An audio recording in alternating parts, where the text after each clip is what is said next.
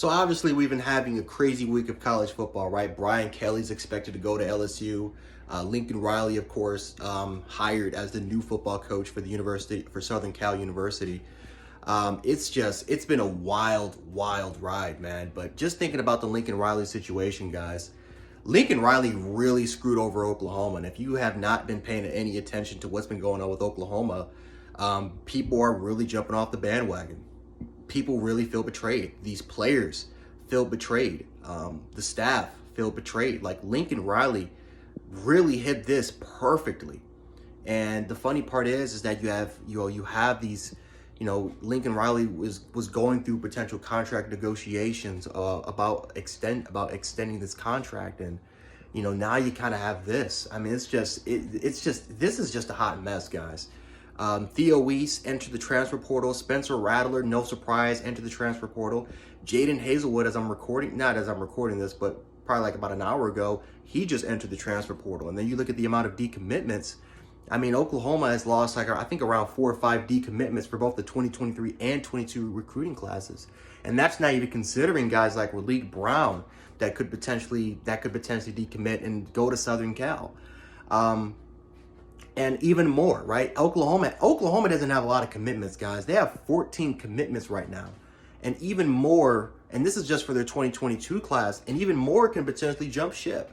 Maybe people from the Oklahoma region, maybe these guys will stay because, again, they trust the brand, they trust the region, they grew up with Oklahoma football, so they'll stay there, obviously. But, you look at some of these other guys that are from out of state, guys from Florida, guys from California, guys from, that are not from the Oklahoma, Texas region. These guys are leaving, and you're starting to see it very, very fast. A lot of these players that are not from these Oklahoma, Texas regions, they committed to Oklahoma for Lincoln Riley. They committed because they thought that Lincoln Riley was going to develop them and put them into the league. And to see a guy that not only left your program, but didn't even have the decency to just walk up to your face man to man and just say, hey man, I'm not going to be here next year.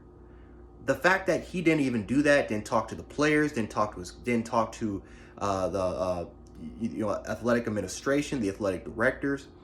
Like, the only people he ever talked to was his coaching staff. And it wasn't just to tell them that he was leaving. He was trying to recruit them. And he actually succeeded in recruiting some of his staff to going to Southern Cal. So a lot of these guys that Lincoln Riley has were, a lot of these coaches that Lincoln Riley had at Oklahoma, they were really good recruiters. They were guys that tried to sell a product to these kids. And these kids, most of these kids that are on this team, they bought into that product.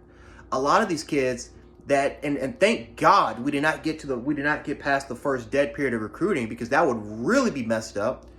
But man, it's just, these coaches are trying to sell a product to these kids, and wow, it's just crazy to me that you're still trying to sell a product while knowing that you're going to be gone.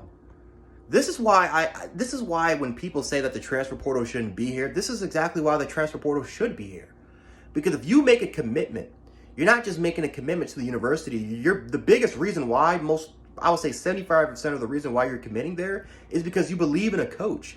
You believe that this coach can develop you and get you prepared and get you ready for the NFL. Right? And now that these coaches are just leaving left and right, from Brian Kelly to Lincoln Riley, this is exactly why the transfer portal was there, so that these kids can get out that situation.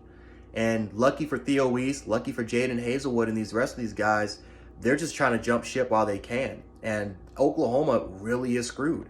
They might be screwed for about a year or two because of this mess. Right? When you look at the Florida Gators, when Urban Meyer left Florida, look how long it took for them to get back to at least relevancy, right? It took them a while before Jim McElwain was able to get them to the SEC championship game. But let's be honest, Georgia was down in 2015 and even in 2016. What happened when Georgia finally returned to prominence and they were constantly competing for SEC's championships, right? It took Florida a while for them to compete until they obviously hired Dan Mullen. But even with Dan Mullen now being fired, they're trying. Florida hasn't been back to that type of dominance since Urban Meyer. And ever since he left that program, they've just not been the same. So you kind of really worry about that if you're an Oklahoma fan. I think Oklahoma will be fine, especially with the move to the SEC. I think it actually will benefit them by finding a guy that knows how to recruit in those other southern areas, like the Alabamas of the world, like Georgias, Floridas of the world, that know how to recruit in those particular areas, especially Louisiana. And if they can land a big hire, a big splash guy like a Dave Aranda or even a Joe Brady, that would be absolutely phenomenal if you're an Oklahoma fan, and you should be celebrating. But it's just messed up that you have a guy that was supposed to be the prodigal son, that was supposed to be that guy that was supposed to have a statue right next to Bob Stoops, a guy that was going to be there for the next 15 to 20 years, supposed to be a guy that, I'm not saying is going to be like Saban, but as far as his impact on the university and on the college game, could be that next Nick Saban. And to see that guy leave without even talking to his players, without even talking to a lot of the athletic staff, that is just a slap in the face, and that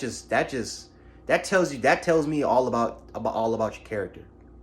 In my opinion, that just tells me all about your character, that you don't even want to talk to these kids. Again, I get it. College football is a business.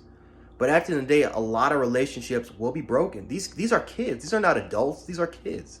A lot of these kids, so it's just disgusting that you're trying to recruit 17, 16-year-old kids to come to your university, to make them have a commitment, to make them have a commitment to your program while you don't want to commit to them. When you don't see things that are going your way, you leave. And now these kids that have just committed to your program, that are even there for their first years, they're now in the transfer portal. They're now want to leave, and now they have to start over from scratch. And they don't have a lot of years left before their college careers are over. So honestly, it's just a slap in the face to these players, man. It's just a big slap in the face, in my opinion, to these players. And again, if you're a Southern Cal fan, again, you guys should be happy about this hire. You guys should be excited, ecstatic about this. But if you're an Oklahoma fan, man, it's just bull crap, honestly. And I'm an Alabama fan, as you guys can see. But even from an Alabama, perspective, this is just, I'm thinking about, what if Nick Saban does that to us? I don't think he will do that to us, but I'm just thinking about, after everything he's been through over here, what if he does that to us?